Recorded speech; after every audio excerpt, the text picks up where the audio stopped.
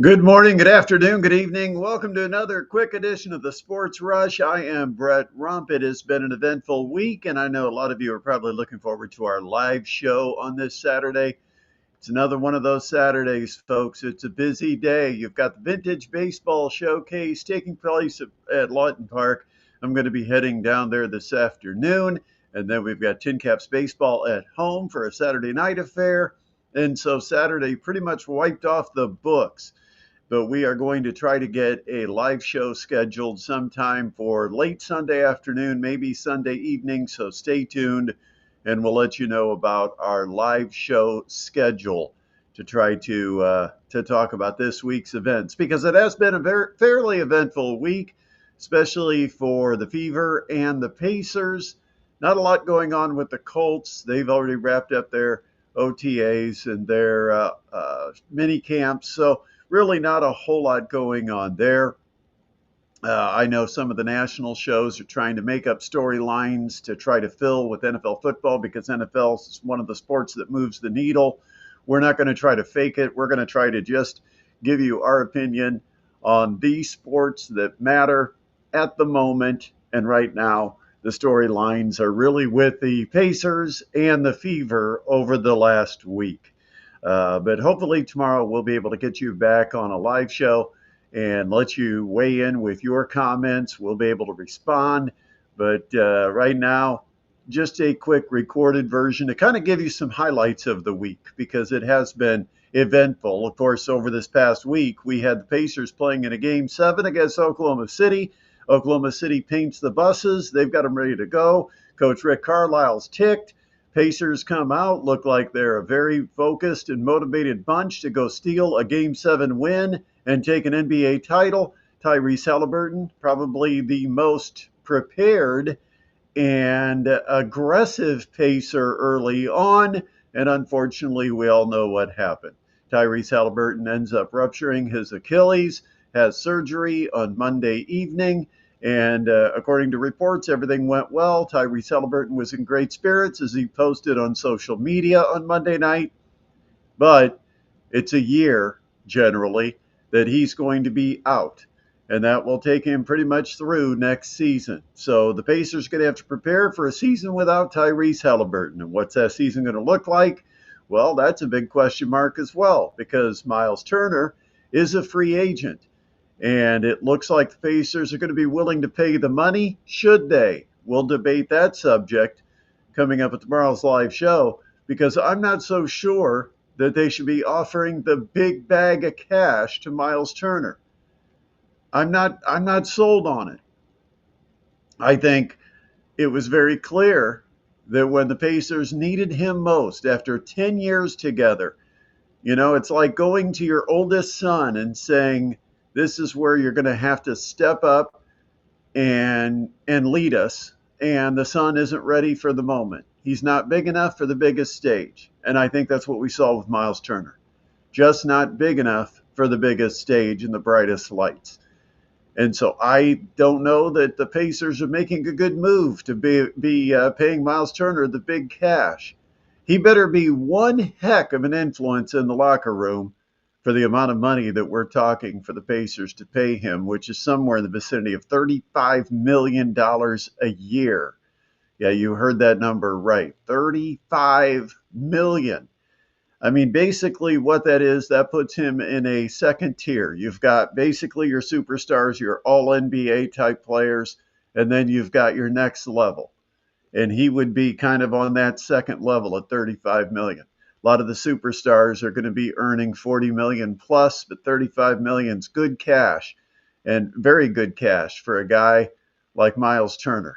I just don't see that the value is there. Would I like Miles Turner on the roster? Sure. Would I like it to be a team-friendly deal? Absolutely. This is not an anti-Miles Turner channel. I know that I have expressed some displeasure with Turner, and a lot of it is because his mobility is questionable at times.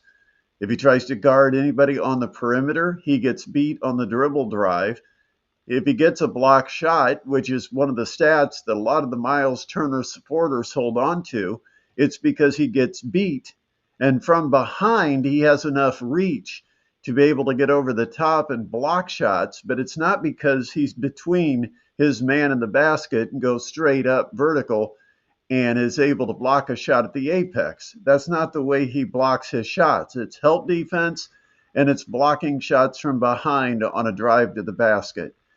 90% of them. Go ahead and watch. You can see the videos, you can see the highlights. That's how he gets them. Help side defense and blocking from behind when a guy beats him to the bucket.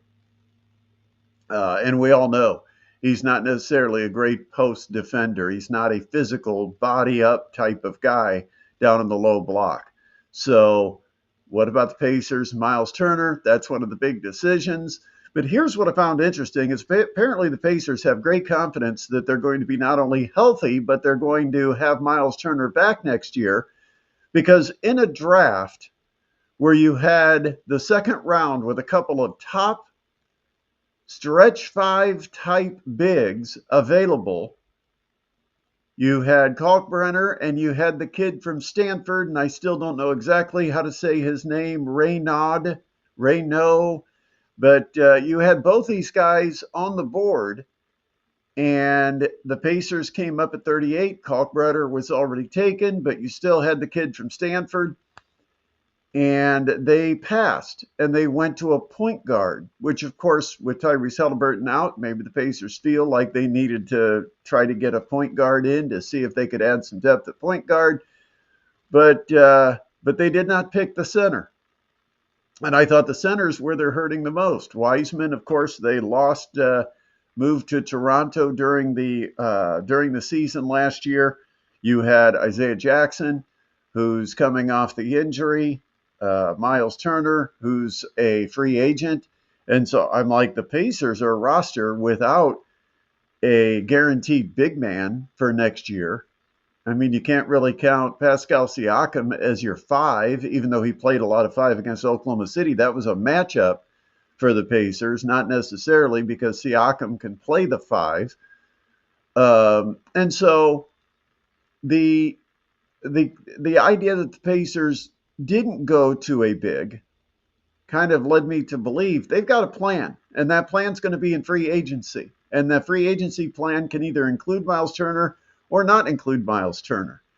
But they must have their eye set on somebody they're confident in getting, because they do need a center added to this roster. You can't play with four guards and Pascal Siakam, or three guards and Toppin and Siakam, which was the combination that we saw quite a bit against Oklahoma City.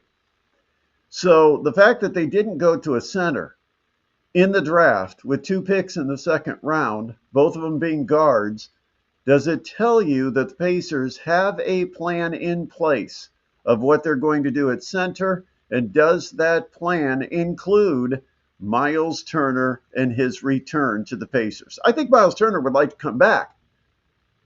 And I think the Pacers would probably like him back.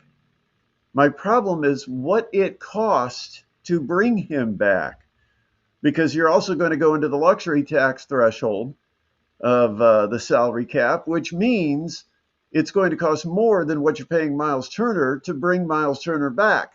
I still am not sure if it's the right move, but we can debate that on the live show. Meanwhile, the Indiana Fever, more news because of injuries. And that's been the story of the season so far.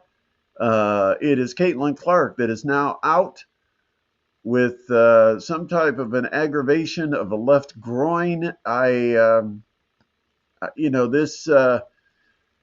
This is disappointing, and you wonder, because she had spent this offseason working so hard to build her body strength, build some muscle to be able to be stronger around the basket, be stronger with the basketball, be stronger defensively, and you wonder, with something in that transformation, changing her body type, is it something that has led to being prone to these muscle strains, muscle injuries?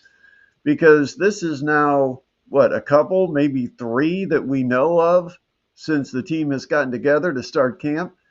But Caitlin Clark, again, out of the lineup, and the Fever lost a game they should have won at home. and then they go on the road 24 hours later and get a pretty good win over a Dallas team in Dallas. So they're 1-1 without Clark in the lineup. But again, Caitlin Clark is the key.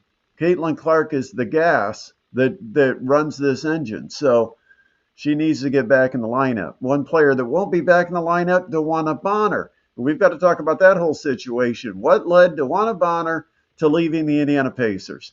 She left and was excused for a personal situation. She was out with for personal reasons, and that lasted 3 or 4 games.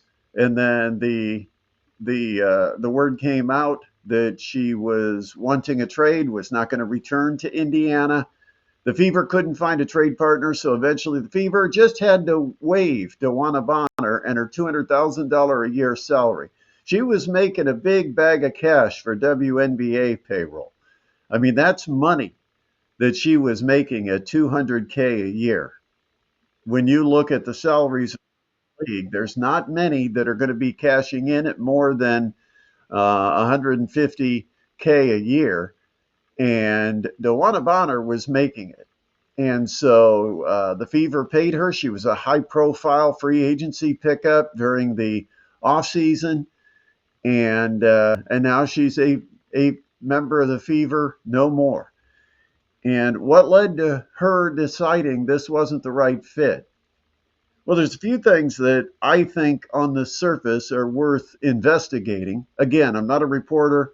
I certainly give my opinions to what is reported, but I'm not somebody that's in the locker room. I'm not the one calling to try to ask the questions, try to get anonymous sources or any sources to give me insider information.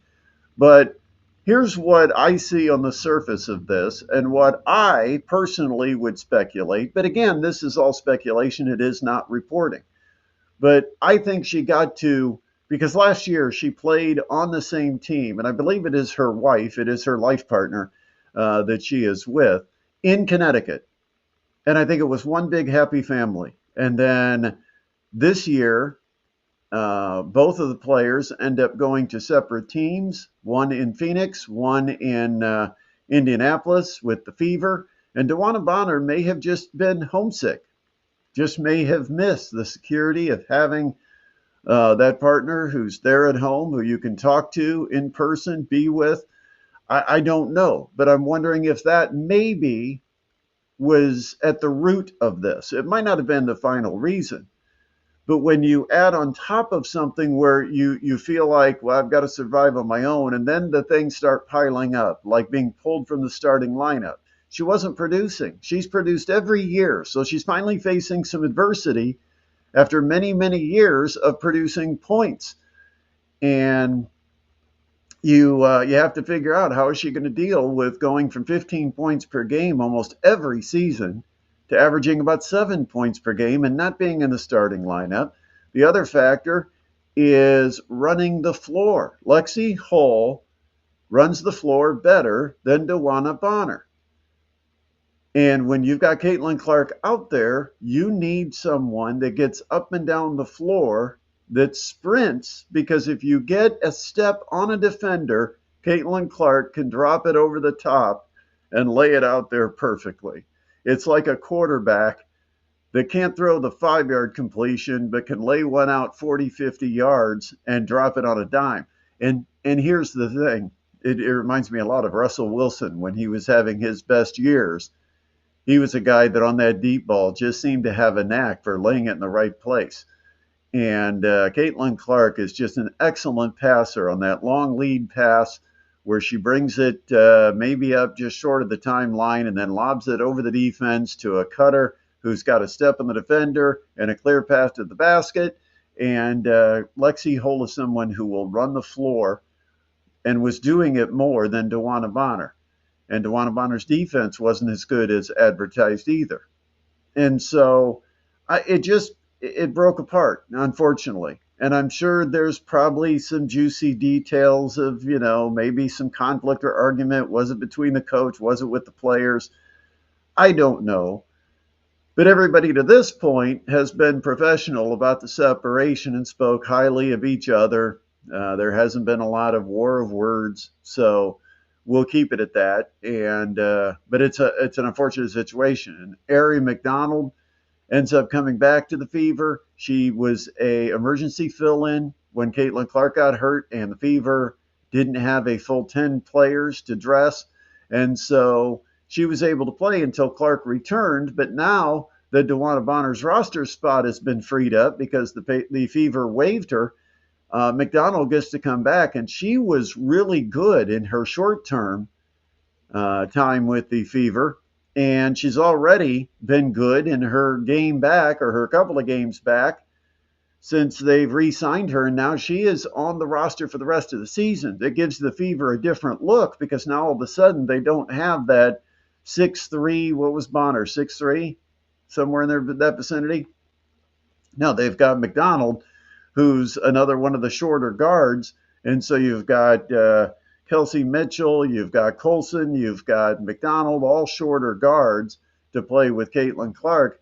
But she was the best player available to fill that roster spot. And since you didn't get a trade out of it, you end up having to find a player that's in the open market. That's the player that the Fever got.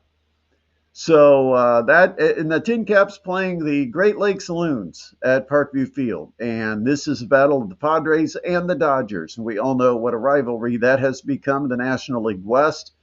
Right now, I don't know if you can consider it a great rivalry because the Dodgers seem to have an upper hand on the Padres. But so far this week, it's 2-2 in the series of the affiliates of High A, as the Great Lakes Loons won a game last night. One hit the TinCaps, and as a result, both teams have won 2 games in the series with 2 games remaining, including Saturday night at Parkview Field and Sunday afternoon. And then the TinCaps will be right back at home Tuesday, Wednesday, Thursday of next week before taking the July 4th holiday weekend on the road to Lansing. Lugnuts will be here starting on Tuesday night. Hope to see you at the ballpark. Once again, our live show hopefully will be coming up Sunday afternoon, Sunday evening. I know it's kind of the off season for sports. I've had people ask me and comment about taking a break. I don't know that we want to take a complete break because if there's news to talk about and report on, and again, not report as far as breaking the news, but report as far as our feelings and our thoughts about what actually is being reported, we may want to jump on and visit with you here on the channel. But once again, before you depart today, appreciate you watching. Make sure you do subscribe if you haven't done so already. It's very simple. You just click the button. That's all you have to do. And you're not committed to anything. You're not signed up for some kind of program. There's not a trial period. It is just subscribe to the channel to give kind of an approval of the channel and say, yeah, this is something I'd like to spend some time with when I've got my browser open or I've got my phone open on the YouTube app. I might want to check out a video here and there. Subscribe, please do it. And also share the channel, like it with the thumbs up. And if you'd like to get alerts of when we are posting and going live, make sure you click the bell. Always appreciate everybody. Thank you so much for following us from radio over here to YouTube. Have a terrific sports weekend. And hopefully we will be available to talk to you tomorrow, Sunday, sometime late afternoon into early evening with a live edition for this week with the Sports Rush.